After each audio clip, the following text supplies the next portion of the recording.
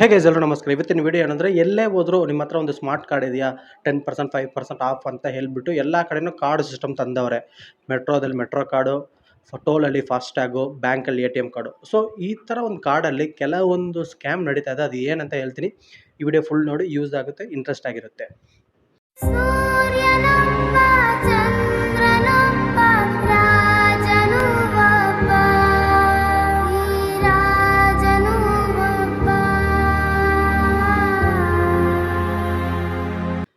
So guys, ಈಗ card ಅಂದರೆ ಏನು ಹೇಳಿ, ನಮ್ಮ ಹತ್ರ ಇರೋ ದುಡ್ಡು ಕ್ಯಾಶ್ ಆಗಿದ್ದರೆ ನಮ್ಮ ಪಾಕೆಟಲ್ಲಿರುತ್ತೆ. ಕಾರ್ಡಲ್ಲಿ ನಾವು ಡಿಜಿಟಲಾಗಿ ಸೇವ್ ಮಾಡ್ಕೋಬೋದು. ಅದು ನಾವು ಎಲ್ಲಿ ಬೇಕಾದ್ರೆ ಸ್ಕ್ಯಾನ್ ಮಾಡಿಬಿಟ್ಟು ಅದರಿಂದ ಅಮೌಂಟ್ ತೆಗೆದುಕೊಂಡು ಯೂಸ್ ಮಾಡ್ಕೋಬೋದು.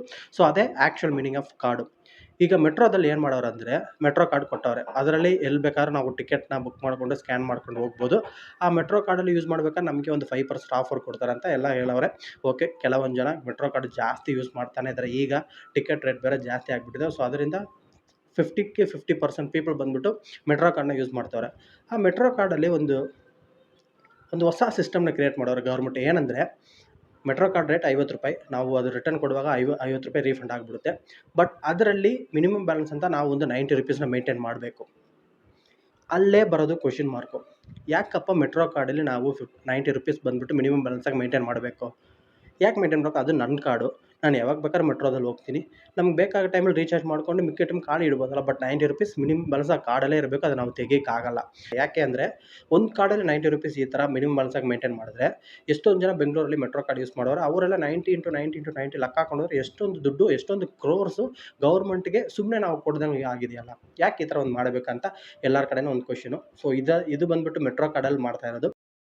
ATM ಕಾರ್ಡಲ್ಲಿ ಹೇಗೆ ಅಂದರೆ, ₹1000 ಮಿನಿಮಮ್ ಬ್ಯಾಲೆನ್ಸ್ ಇರಬೇಕು. ಎಲ್ಲ ATM ಅಲ್ಲ, ಒಂದೊಂದು ATMಸಲ್ಲಿ ₹1000 ಮಿನಿಮಮ್ ಬ್ಯಾಲೆನ್ಸ್ ಇರಲೇಬೇಕಂತ ಹೇಳ್ಬಿಟ್ಟು ಒಂದು ಆರ್ಡರ್ನ ಫಸ್ಟಿಂದ ತಂದವ್ರೆ.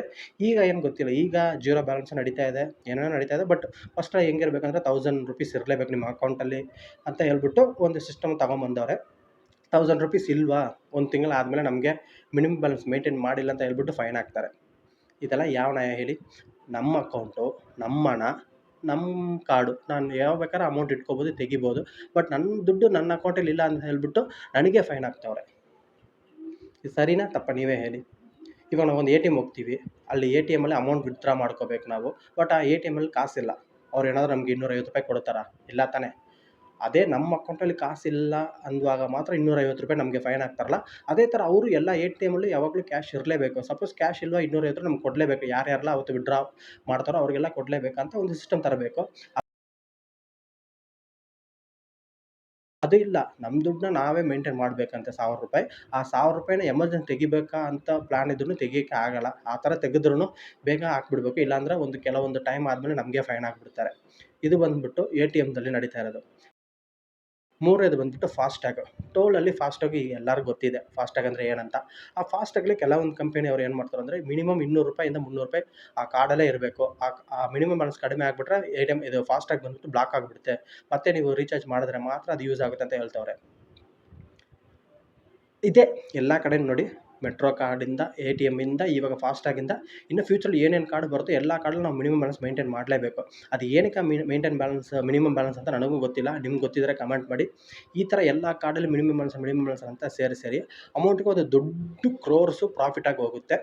ಆ ದುಡ್ಡು ನಮ್ಮ ದುಡ್ಡೇ. ಆ ದುಡ್ಡು ನಾವು ಯೂಸ್ ಮಾಡೋಕ್ಕಾಗಲ್ಲ. ಬಟ್ ನಾವು ಕೂಡ ₹200 ಗೌರ್ಮೆಂಟ್ ಏನೇನು ಬೇಕಾದ್ರೂ ಯೂಸ್ ಮಾಡ್ಕೋಬೋದು.